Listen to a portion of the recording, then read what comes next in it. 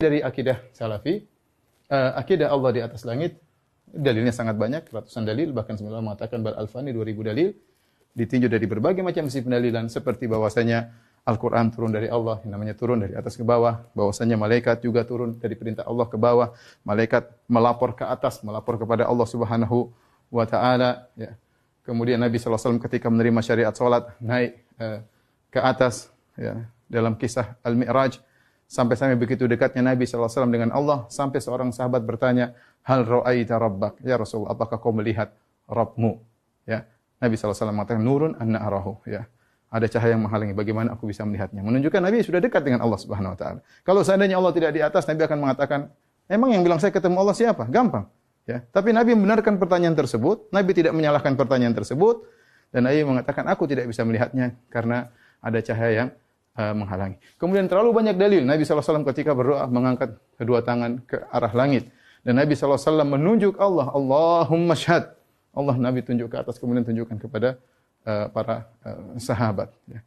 Kemudian di antara dalil bahwasanya hadis begitu banyak, bahwasanya Allah turun ke langit dunia. Ya. Namanya turun dari atas ke bawah untuk menerima permohonan hamba-hambanya di sepertiga malam yang terakhir. Di antara dalil tentang ketinggian Allah, bahwasanya pada hari kiamat kelak penghuni surga akan melihat Allah seperti melihat rembulan. Kata Nabi SAW, innakum tarawna rabbakum ayanan kama tarawna al-qamara lailatal badr. Sungguh kalian akan melihat Allah pada hari kiamat kelak dengan mata kalian. Sebagaimana kalian melihat apa? Rembulan. Ya, ingat, cara melihat disamakan oleh Allah, oleh Nabi SAW. Ya, ini tentu dalil sangat banyak, hanya secuil yang saya sebutkan, perlu pembahasan pengajian tersendiri tentang dalil Allah di atas langit. Namun saya ingin tutup dengan perkataan Ibnu Rushd rahimahullah yang mengatakan bahwasanya syariat dibangun di atas dasar Allah di atas. Kenapa? Karena syariat dibangun di atas Al-Quran turun dari Allah Subhanahu wa taala. Amalan naik kepada Allah Subhanahu wa taala. Nabi menerima syariat, salat di atas. Kemudian malaikat melapor kepada Allah Subhanahu wa taala, berdoa kepada Allah Subhanahu dengan ke atas. Jika semua ini ternyata tidak benar, hanyalah kiasan, hanyalah majas, hanyalah dongeng belaka, kenapa Nabi tidak pernah beri isyarat meskipun sekali? Apakah dengan ratusan dalil seperti Nabi ternyata sedang menipu umatnya?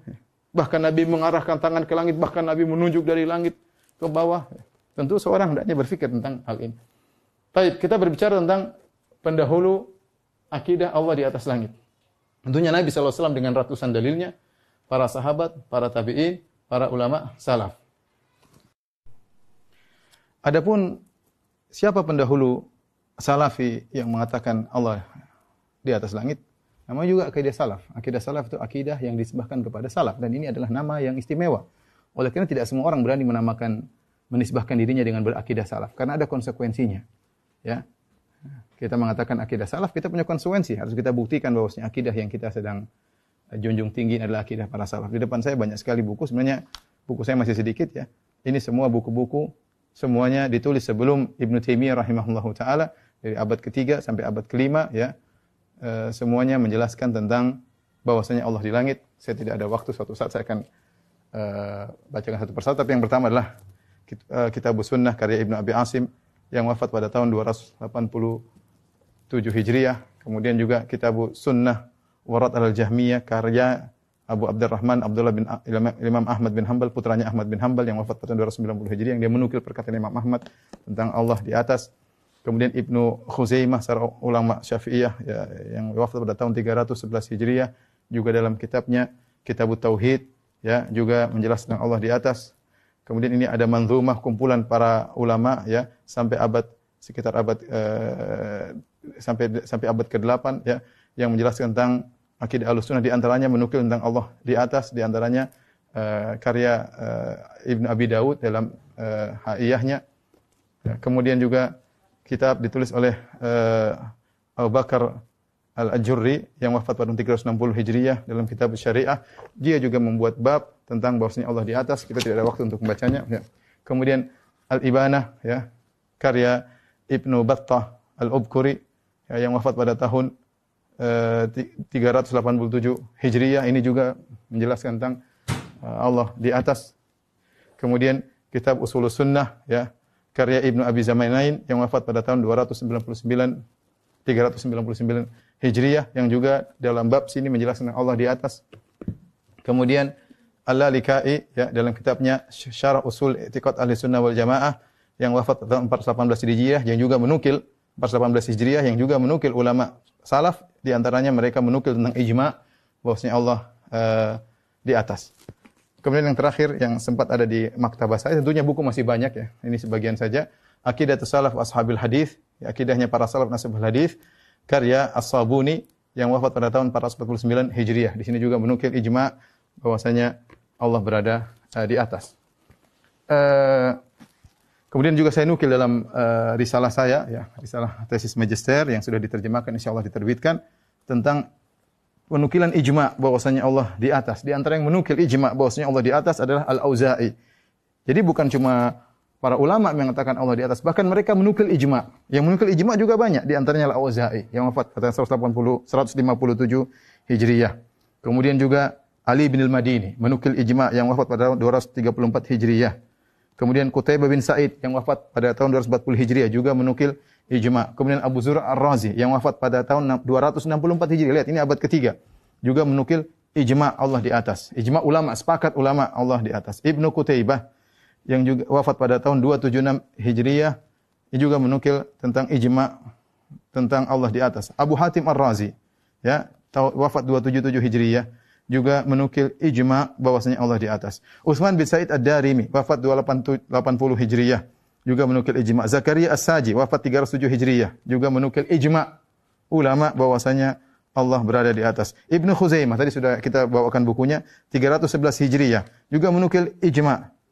Kemudian Abu Hasan Al-Asy'ari, Abu Hasan Al-Asy'ari dalam kitabnya Risalah ila Ahli Tsaghar juga menukil bahwasanya ijma' Allah berada di atas langit. Ibnu Battah tadi sudah kita sebutkan, kita bawakan bukunya, wafat pada tahun 387 Hijriah, menukil ijma' bahwasanya Allah berada di atas. Abu Umar At-Talamanki wafat 429 Hijriah, juga menukil ijma' bahwasanya Allah di atas. Abu Nuaim wafat 430 Hijriah, juga menukil bahwasanya ijma' Allah berada di atas. Abu Nasr As-Sijzi 444 Hijriah, juga menukil bahwasanya Allah berada di atas, ijma' ulama. Kemudian Abu Utsman As-Sabuni terakhir yang tadi kita sebutkan ya, bahwasanya yang Allah, dia juga menukil 449 Hijriah wafatnya, menukil bahwasanya ijma' Allah di atas. Kemudian Ibnu Abdul Bar dalam kitabnya Tamhid juga menukil bahwasanya Allah berada di atas, yang wafat pada tahun 463 Hijriah.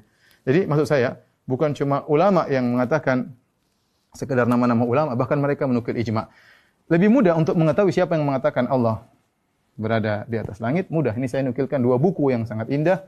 Yang pertama, karya Ibnu Al-Qayyim rahimahullahu taala, judulnya Ijtima' al-Juyus al-Islamiyah ala Hirab al-Mu'attilah ala Harabil Mu'attilah wal Jahmiyah, yaitu kumpulan pasukan Islam dalam memerangi Mu'attilah dan Jahmiyah. Judulnya cukup mengerikan. Kenapa? Karena maksud beliau menulis buku ini bahwasanya akidah Mu'attilah dan akidah Jahmiyah itu diperangi oleh kaum muslimin seluruhnya. Makanya dalam buku ini beliau menukil para ulama yang sangat banyak yang menunjukkan tentang Allah berada di atas, ya. Beliau nukil dari perkataan para sahabat, ya. Kalau ada waktu saya akan nukil semuanya, tapi kita enggak ada waktu. Abu Bakar As-Siddiq, kemudian Umar bin Khattab, kemudian Abdullah bin Rawaha radhiyallahu anhum, Abdullah bin Mas'ud radhiyallahu anhu, Abdullah bin Abbas radhiyallahu anhuma, Aisyah radhiyallahu taala anha, Zainab bintu Jahsyin radhiyallahu taala anha, Abu Umamah radhiyallahu anhu, ya. Kemudian juga beliau nukil perkataan tabi'in, perkataan Masruq, Ikrimah, Qatadah, Sulaiman At-Taimi, Ka'ab Al-Ahbar, perkataan Muqatil, Ad-Dhahhak, ya. Kemudian Hasan Al-Basri, Malik bin Dinar. Kemudian Rabi'ah bin Abdurrahman, Rabi'ah bin Abi Abdurrahman, gurunya Malik bin Anas. Kemudian Abdullah bin Qawwa. Kemudian beliau menukil juga perkataan tabi'ut tabi'in.